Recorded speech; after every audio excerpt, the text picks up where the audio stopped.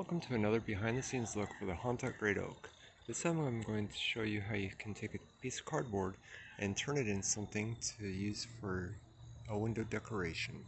So the way that I did this is I had our 6-year-old sit on a dining room chair with a flashlight on the table pointed at the wall. I held up a piece of cardboard on the wall and used a pen to outline the shadow that I saw while he was holding a stylus in his hand to give him the shape of him holding something.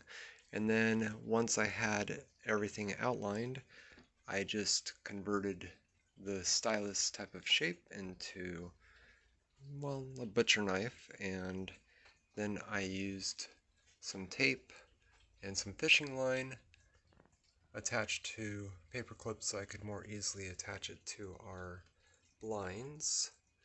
The one thing I will have to say is you do want something to kind of block the complete view. It works during the day when it's open and some light is shining into the room on the other side of it so people can kind of see it, but it's definitely something that gets people's attention at night, and we've received some comments about it. So anyway, on that note, go make something.